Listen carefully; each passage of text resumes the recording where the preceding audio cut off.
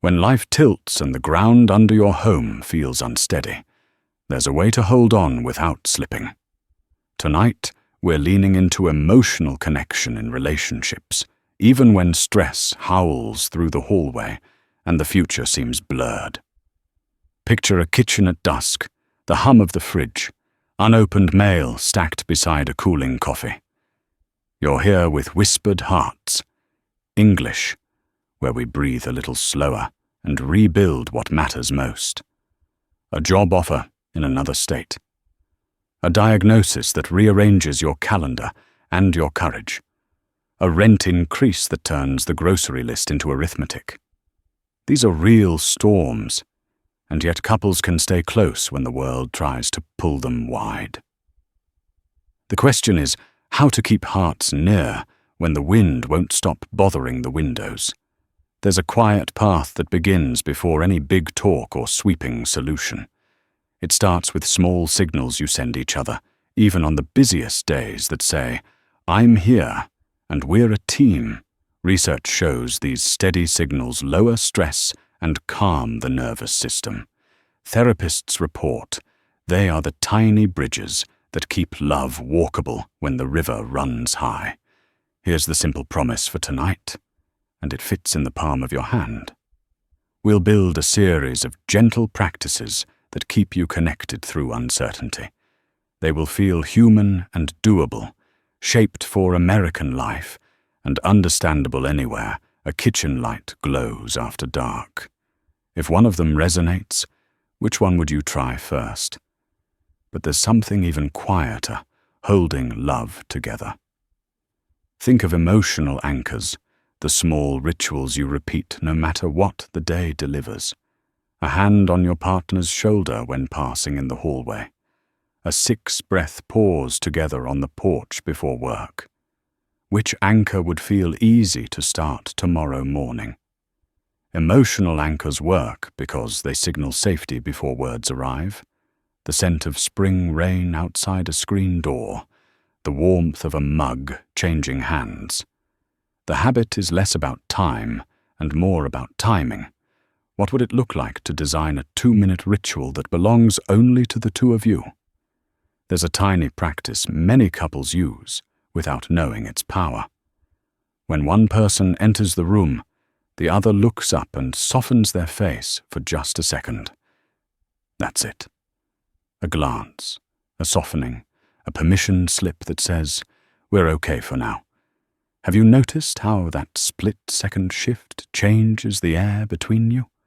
But there's something even more essential than a ritual. It's how you listen when the problem arrives, dressed like a person you love.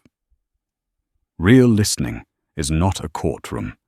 It's a front porch at twilight, with room for both of you to sit and not fix everything. When your partner speaks, can you reflect the feeling before the facts? Active listening done right sounds simple, and it changes the weather inside a conversation. You might say, "You sound worried about money and I get why." Or, "You're angry I forgot to call, and that landed hard." Validation names the feeling without agreeing on every detail. What would it feel like to try that one line in your next tough moment? Listening is easier when your bodies feel safe. Slow your tone, lower your shoulders, and give each other time. Therapists report that conversations improve when couples honor brief pauses and avoid talking over the top of fear. Could you experiment with a 30-second silence before offering solutions? But there's something else that gets lost in the wind and must be found again. It's the way you repair after a misstep, and it's how you rebuild intimacy post-conflict. Repair begins with naming the impact, not defending the intent. You might say, "The way I snapped at you hurt. I'm sorry, and I want to try again." A clean repair pairs responsibility with warmth. Offer a specific action, like cooking dinner tonight or taking the early morning school run so your partner can sleep. Keep your eyes gentle, your voice steady, and your body turned toward, not away. What small repair could you offer before the day ends? Reconnection is also physical, and not only sexual. A longer hug after hard news. A hand squeeze during a tough phone call. A slow walk around the block on a summer evening when the air feels soft and forgiving. Which gesture would land after your next disagreement? But there's something about belonging that strengthens every practice. Midway through any storm, remember you're not navigating alone. Whispered hearts. English is the place you can come back to. A quiet corner where your love is not graded and your effort counts.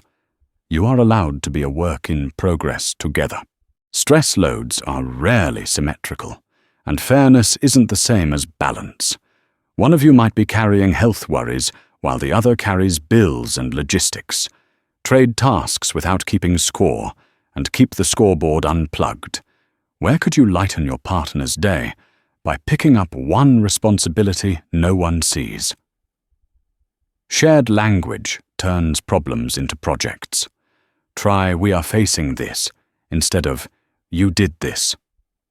Frame the issue as something outside the two of you, like a busy rain cloud passing over your roof.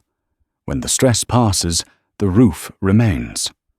What's one sentence you could rewrite in "we" language tonight? But there's a rhythm to connection that keeps love from fraying. Protect your micro moments. A quick check-in before the commute. A short note on the kitchen counter. A message at lunch that says one true thing. If you designed a 10-second love habit, what would it say? Hard days benefit from a simple plan. Agree on a signal that means, "I need quiet," and another that means, "Please hold me." Decide how you'll pause an argument if it overheats and where you'll return to finish it. What would your emergency plan look like on a fridge magnet? Some love languages sound like coffee orders, picking up their favorite roast without being asked, stashing a sticky note under the to-go lid that says, "with you." The small, consistent gesture communicates care under stress. What's your partner's version of a quiet coffee? But there's a deeper layer beneath gestures, and it's harder to fake. Vulnerability is not a speech. It's a sentence that leaves the door open. Try, "I'm scared we won't make rent," or "I'm afraid I'll disappoint you if the test is positive." What truth is waiting to be said in a softer voice? When vulnerability arrives, fix later. Feel now. Let emotions finish their first lap before offering solutions. Research shows that naming feelings together reduces their heat and makes problem-solving more efficient. Can you hold a feeling for 60 seconds without solving it? But there's another strand that weaves intimacy back through the day. Play is not childish. It's a survival skill for love. A private joke on a grey Tuesday. An unexpected dance in the living room when the weather app says snow. When was the last time you let yourselves laugh during a hard week? Movement loosens the knots that words can't reach. Walk a loop through your neighborhood, past porches and mailboxes and yards that tell stories of other families trying too. Watch the way autumn leaves skitter along the curb and turn struggle into a season, not a verdict. Where could a 20-minute walk fit this week? Gratitude keeps the lights on. Not a grand speech, just 3 true things you see the other person do. You kept that doctor's appointment. You made space for me to vent. You remembered to call my sister. What are 3 small thank yous you could offer by bedtime? But there's another kind of boundary that protects closeness. Put the phone down in the first 10 minutes after you reunite each evening. Give that time to each other like a gift. Protect your bedroom from late-night news and urgent emails whenever you can. Which boundary would help you breathe again? Family opinions can be loud during a storm. Keep your couple bubble intact by agreeing on what you'll share and what you'll guard. You can appreciate help without switching captains mid-sail. How might you protect your story while accepting support? But there's a map hidden under the weather, and you can draw it together. Create a simple vision for the next season of your relationship, not a perfect one. We want a calmer morning routine. We want to save a small emergency fund. We want to laugh more than we apologize. Which line belongs on your map? Imagine the future from a winter morning when the air is crisp and the sky is brave. You open the blinds and let a pale light warm the kitchen tile.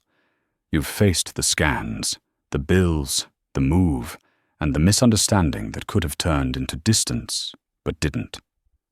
What would it mean to say, "We did this together"?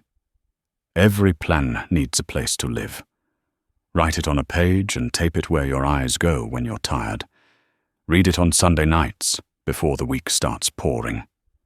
Put your initials beside it like you're signing a promise, not to perfection, but to presence. What promise needs your initials today? Return for a moment to where we began, with the stack of mail and the cooling coffee. The storm has not vanished, but now you have a porch to stand on together. You know how to listen, how to repair, how to touch base, and how to laugh in the middle of the mess. What would it look like to measure progress by tenderness instead of ease? When you falter, because all couples falter, come back to the first gentle anchor. Look up when they walk in the room. Soften your face for a second, then say one true thing. You're not curing life. You're connecting through it. Which truth will you say first?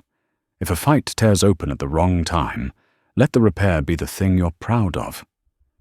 I spoke sharply. I'm sorry. Then offer one action that puts care back on the table. Wash the dishes. Make the call. Sit closer while the news plays quietly. What's one action you can offer when the words still feel tangled? On the days when the roof feels thin and the storm feels endless, borrow belief from the other person. Hold hands under a cheap umbrella and run to the car like teenagers. Let summer air wrap your shoulders on a late-night drive with no destination. When did you last borrow belief instead of waiting to earn it? Have you been through a storm together? Tell your story.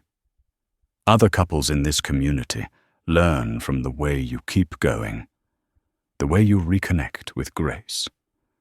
Your words might be the lantern someone else needs on their own dark street.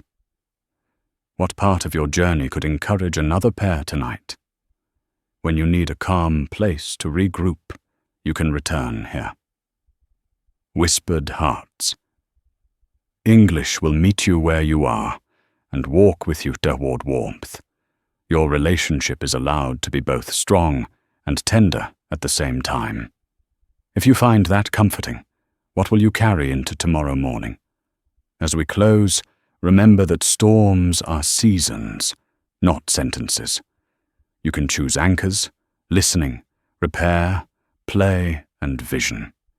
You can build habits that keep intimacy alive through adversity.